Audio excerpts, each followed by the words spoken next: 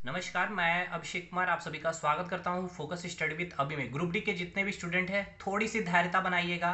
थोड़ी सी वीडियो लंबी हो सकती है बट मैं आपसे अनुरोध करता हूं कि वीडियो की स्पीड को 1.5 या 1.25 पे करके देखें और अंत तक देखें। काफ़ी प्रैक्टिकल एनालिसिस के साथ किताबों का नाम और चीज़ें कैसे आपको पढ़नी है मैं आपको सियोरिटी देता हूं। अभी 2 मंथ का टाइम है, आपके अंदर काफ़ी ज़्यादा चेंजेस और आपके मार्क्स भी इंक्रीज होते हुए दिखेंगे। ना लेट करते हुए मैं इस वीडियो को स्टार्ट करता हूं। देखिए, 25 क्वेश्चन साइंस में है, 25 क्वेश्चन मैथ्स में है, 30 क्वेश्चन रीजनिंग और 20 question general awareness. General awareness का ले तो स्टैटिक जीके और करंट अफेयर। ठीक है मेरे भाई। देखिए, मैथ्स में सबसे पहले आपको करना क्या है, मैं उम्मीद करता हूं कि आपका कम से कम थोड़ी बहुत तो नॉलेज मैथ्स में हो गई होगी अभी तक और हर टॉपिक में आपका कुछ ना कुछ कमांड हो गया होगा। तो देखिए, ये किताब जो है आपके पास होनी चाहिए। बिल्कुल, ये किताब आपको घोल करके पी लेना है। यूथ पब्लिकेशन का ये किताब है, आप देख सकते हैं मैथ्स का। इसकी खासियत मैं बताता हूँ। टॉपिक वाइज आप उठाइए। सबसे पहले तो इसमें टॉपिक वाइज क्वेश्चन है, केवल रेलवे में पूछे गए, आरपीएफ में है, उसके बाद आपके जेई में आए हुए हैं, एएलपी में आए हुए हैं, आपके ग्रुप डी में आए हुए हैं। दूसरी चीज, ग्रुप डी का जो पेपर होने वाला है एनएसईआईटी लेने वाला है और आरपीएफ में आपका जो पेपर हुआ था उसको भी जो लिया था एसआई और कांस्टेबल का, वो एनएसईआईटी भी लिया था। तो आपको क्या है, उसका पैटर्न भी आपको समझ में आ जाएगा। टीसीएस का भी पैटर्न आपको इसी में हो जाएगा, जैसे कि ग्रुप डी का पेपर है, एएलपी का पेपर है। एनसीईआरटी का थोड़ा सा पेपर इजी होता है तो आपको थोड़ा सा इजी लगेगा क्वेश्चन, बट आपको पैटर्न समझना है इसमें। और इंपॉर्टेंट मैं चीज़ें यह बताता हूँ इस किताब की, क्योंकि मैंने बड़ी एनालिसिस की है भाई इस किताब की। आप मैं एक टॉपिक उठाता हूँ, मेंसुरेशन। आप इसमें 300 प्लस क्वेश्चन मिलेंगे, जिसमें 2D 3D बिल्कुल सेपरेट टाइप वाइज टाइप करके रखा है। ट्राइंगल का अलग करके रखा है इन्होंने, सर्कल अलग कलर अलग करके रखा, क्वाड्रिलेटरल अलग करके रखा है। उसी प्रकार 2D में आप आएंगे तो क्यूब है, क्यूबॉइड है, सिलेंडर है, स्पेरिकल है। तो देखिए, जब आप बनाएं तो आप एक पेज, 2 पेज लगेंगे। ट्राइंगल का पूरा प्रॉपर्टीज वहां लिख लीजिए, क्योंकि उसी प्रॉपर्टीज से पूरा का पूरा खेल चला भाई। और मैक्सिमम चीज क्या है, ट्रिपलेट का काफी ज्यादा यूज किया गया। ठीक है, और ये 2D की बात हो गई। 3D में आपको पूरा का पूरा फॉर्मूला याद होना चाहिए, वॉल्यूम का, कर्व सरफेस एरिया का, टोटल सरफेस एरिया। ये देखिए, मैं ज़्यादा डिटेल नहीं जाऊंगा, क्योंकि अगर एक टॉपिक पे जाऊं तो मैं पूरा मैथ्स का अगर डिटेल करूँ तो आधे घंटे की वीडियो होगी। बट चीज़ें समझ रहे हैं, क्योंकि एडवांस पोर्शन अगर आप इससे कर ले बहुत अच्छा हो जाएगा आपका। साथ के साथ आपका अर्थमेटिक भी अच्छा हो जाएगा। मेरा कहने का मतलब ये है कि 4-5 क्वेश्चन एडवांस से रहते हैं, वो बहुत बड़े ही ईजी रहते हैं रेलवे में, और ईजिली वो डुएबल होते हैं। वहाँ 100% मार्क्स आप गेन कर सकते हैं। तो इस किताब को भाई आप देख लें, या नहीं है होंगे भी आपके पास तो आप इसे ले जा करके। ठीक है, यूथ पब्लिकेशन का ये किताब है। अब आते हैं हम रीजनिंग में। देखिए, मैथ्स में अगर इंपॉर्टेंट टॉपिक अगर आप सोच रहे हैं तो अर्थ में एडवांस पूरा करना है आपको। ज्योमेट्री में भी आपको प्रॉपर्टीज देख लेना है भाई। ट्राइंगल वाला प्रॉपर्टी आपका मेंसुरेशन में भी यूज होगा, इसलिए उसे ना छोड़े। ज्योमेट्री भी पूछ लेता है रेलवे लास्ट लास्ट के शिफ्ट में। उसके बाद सर्कल अच्छा से उसमें देख ले। अच्छा, इसमें आपका अलजेब्रा वगैरह तो आप करेंगे ही, ट्रिग्नोमेट्री करेंगे, हाइट एंड डिस्टेंस करेंगे, स्टैटिस्टिक करेंगे। उसके बाद आप जो अर्थमेटिक सेक्शन में, इंपॉर्टेंट सेक्शन की अगर मैं बात कर लूँ तो आपका क्या होगा, टाइम एंड वर्क होगा, टाइम एंड डिस्टेंस होगा, पाइप एंड सिस्टम होगा, रेशियो, परसेंटेज। उसके बाद आपका एवरेज हो गया, नंबर सिस्टम बड़े इंपॉर्टेंट। उसमें सिंप्लीफिकेशन, 4-5 क्वेश्चन सिंप्लीफिकेशन से रहते हैं, जिसमें आपका सर्ट्स एंड इंडिसेस भी है, लॉगरिथम भी है। ठीक है मेरे भाई, तो ये आपको करना पड़ेगा। यहाँ पे आप कुछ भी, मतलब कि देखिए, 25 क्वेश्चन में आप यहाँ पर इजी कर सकते हैं अपना अचीवमेंट 24। देखिए, ये अच्छे अच्छे स्टूडेंट करते हैं। अगर आप एवरेज है, मतलब आपका थोड़ा सा वीक है, तो टारगेट रखिए कम से कम 20-22 क्वेश्चन अचीव करने का। मतलब 20 क्वेश्चन हमें करना है। ठीक है, 20 क्वेश्चन तो एटलीस्ट करना होगा। और अगर आप ये किताब करेंगे तो आप यकीन मानिए बड़े कॉन्फिडेंस फील होंगे भाई, और एग्जाम टाइम में आप 20 क्वेश्चन अचीव करके भी आएंगे। बट हाँ, मैथ सेक्शन ऐसा है जहाँ पे आप 24-25 करके आ सकते हैं। आइए रीजनिंग की बात। रीजनिंग में कुछ नहीं करना है भाई, ये किताब आपका यूथ पब्लिकेशन का ही है, यही किताब आपको बना डालने। ठीक है, प्रैक्टिस करना है आपको, इसमें ज़्यादा दिमाग तो लगाने नहीं है। यहाँ पर आपके 30 क्वेश्चन है, जितना अटेम्प्ट कर सकते हैं। मैं मान के चलता हूँ यहाँ पे आप 25 क्वेश्चन सही करेंगे, और कुछ स्टेटमेंट के क्वेश्चन का भाई कोई मतलब हो सकता है कि एग्जाम में गलती हो जाएगी, तो इसलिए मैं उसको इग्नोर करके, और एक दो जो होते हैं लॉजिक एग्जाम में नहीं पकड़ाते, तो इसलिए मैं, मेरा जो टारगेट है 25 क्वेश्चन रीजनिंग में। ठीक है मेरे भाई, 25 क्वेश्चन उधर और 20 क्वेश्चन आपके मैथ्स में, यानी 45 क्वेश्चन आपके सही इधर होने चाहिए, और विथ एक्यूरेसी। और ये तब होगा जब आप ये किताब, अब ऐसा नहीं है कि ये किताब लगा, मतलब लगाने का एक तरीका है कि समझते हुए चीज़ों को एक जगह नोट्स बनाते हुए जो जो कंसेप्ट यूज़ किए आपने। ठीक है मेरे भाई, अब हम आते हैं भाई साइंस के ऊपर। बड़ी इंपॉर्टेंट सेक्शन है, 25 क्वेश्चन है। फिजिक्स, केमिस्ट्री, बायोलॉजी, इसमें हालांकि इन्वायरमेंट भी पढ़ना है, बट मैं इन्वायरमेंट की चर्चा इसमें नहीं करूंगा, क्योंकि आपको पता है कि ग्रुप डी में 300 के आसपास क्वेश्चन पूछे हुए इन्वायरमेंट से, ठीक है। तो मैं इन्वायरमेंट को अभी हटा रहा हूँ, कैसे करना है इन्वायरमेंट उस पर भी मैं आऊँगा, बट फिजिक्स, केमिस्ट्री और बायोलॉजी को यहाँ पे 25 क्वेश्चन है, ठीक। अब देखिए 25 में आपका क्या टारगेट होना चाहिए। सबसे पहले देखिए यहाँ पे बायोलॉजी का सबसे ज़्यादा वेटेज होगा, फिजिक्स का वेटेज होगा और उसके बाद केमिस्ट्री का वेटेज होगा। अगर 25 में अगर बात कर ले, अगर 10 क्वेश्चन या 8 या 9 क्वेश्चन अगर बायोलॉजी से आ रहा, तो सेम वही रेशियो में आपका फिजिक्स भी रहेगा और उससे 1-2 क्वेश्चन कम कर ले केमिस्ट्री में। मतलब फिजिक्स पढ़ना तो तीनों है में, लेकिन फिजिक्स, केमिस्ट्री, बायोलॉजी, और इसके लिए भी यूथ पब्लिकेशन का सबसे पहले देखिए यहाँ पे ये किताब आप देख ले, साइंस के लिए ये यूथ पब्लिकेशन का ही है। लेकिन देखिए पढ़ना कैसे है, आपने सेल टॉपिक उठाया है या फिर बायोलॉजी में सेल टॉपिक उठाया है, तो सबसे पहले उस पर कमांड कर ले, सेल टॉपिक को पढ़ ले और उसके बाद इस किताब को लगाए। अब माइटोकॉन्ड्रिया के बारे जितना इसमें क्वेश्चन है या फिर उसमें जितने भी पॉइंट है आपको वो पता है या नहीं पता तो उसको नोट डाउन करें। उसी प्रकार लाइजोसोम के बारे, उसी प्रकार एंडोप्लाज्मिक रेटिकुलम के बारे, मतलब समझ रहे हैं। उसी प्रकार फिजिक्स में आइए, फिजिक्स में आपने लाइट आया तो लाइट को आपने एक बार पढ़ लिया, फिर उसके बाद इसके सारे क्वेश्चन लगाए, 300, 200, 150 क्वेश्चन होंगे। अब लाइट में आए तो लॉ ऑफ रिफ्लेक्शन आपने पढ़ा, लॉ ऑफ रिफ्लेक्शन के सारे प्रॉपर्टीज आपके बने या नहीं बने, जो नहीं बने उनको नोट डाउन कर उनको समझ ले।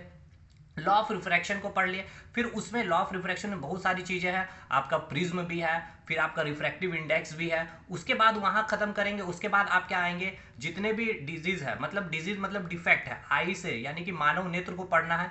तो देखिए उसके बाद आपके जितने ऑप्टिकल इंस्ट्रूमेंट है वहां से पढ़ के इसको सॉल्व आउट कर ले, बड़े इजी वे में आप कंप्लीट करेंगे और समझते हुए एक समझदारी, एक अंडरस्टैंडिंग क्रिएट होते हैं और एक एनालिसिस के साथ आप पढ़े तो बड़े अंदर से कॉन्फिडेंस भी आप फील करेंगे। आगे आते हैं हम साइंस में, फिजिक्स हो गया, बायोलॉजी हो गया, केमिस्ट्री में सीधा पीरियोडिक टेबल आप उठाएं। पीरियोडिक टेबल में सबसे पहले चारों साइंटिस्ट के बारे पढ़े आपने, डोवेनियर के बारे देख लिया, न्यूलैंड के बारे देख लिया, मेंडलिप के बारे देख लिया, फिर मोजले के बारे में देख लिया। उसके बाद आपने इसके क्वेश्चन लगा डाले, जो नहीं बने आप इसमें से देखे, चीजें समझ के नोट डाउन कर लिया। उसके बाद उसी प्रकार फिर आपने आया वर्ग कैसे निकालते हैं, आवर्त कैसे निकालते हैं, उसकी सारी प्रॉपर्टीज, यानी कि अप टू डाउन में आपका या फिर लेफ्ट टू राइट पे जाने पे धात्विक गुण, अधात्विक गुण, metallic property, non metallic property, ये सारी चीजें बढ़ती है या फिर घटती, ये सारी चीजें। फिर इंपॉर्टेंट जितने मेटल्स और नॉन मेटल पढ़े, उसके बाद ये किताब आपने लगाया भाई, और जो नहीं बना आप उसको नोट डाउन किए। ये एक तरीका है, आपका क्वेश्चन एग्जाम में नहीं छूटने देगा मेरे भाई। साइंस में कम से कम आपका टारगेट 22 क्वेश्चन होना चाहिए, ठीक है। ये थोड़ा टफ है बट कर सकते हैं। अब आप सोचेंगे कि भाई ये एक एक टॉपिक में कैसे खत्म चलूं, जैसे कि बायोलॉजी में सेल उठाया, फिर मैंने उठा लिया आपका ग्लैंड, फिर मैंने उठा लिया रिप्रोडक्शन, फिर मैंने उठा लिया रेस्पिरेटरी सिस्टम। यकीन मानिए 14 वीडियो मैंने डाला है, एक एक वीडियो में एक एक टॉपिक खत्म किया है। और अगर बायोलॉजी का वो 14 वीडियो आपने देख लिया ना, तो ये बायोलॉजी आपको इससे पढ़ने की जरूरत नहीं है, मैं आपको यकीन दिलाता हूँ।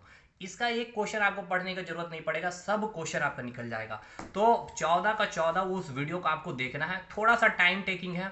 अगर नोट्स चाहिए तो आप हमसे संपर्क कर सकते हैं, व्हाट्सएप नंबर डिस्क्रिप्शन में मिल जाएगा, वो नोट्स पेड है मेरे भाई, ठीक है। आगे आते हैं, अब आता है आपका बात स्टैटिक जी के, जो 20 क्वेश्चन है, करंट अफेयर और इन्वायरमेंट जो मैंने बोला, सुनिएगा ध्यान से। देखिए इन्वायरमेंट में एक क्वेश्चन अभी फिक्स कर लीजिए, जो वन रिपोर्ट आया हुआ अभी 2021 का, 2022 में आया हुआ एक क्वेश्चन फिक्स है वहां पे, ठीक है।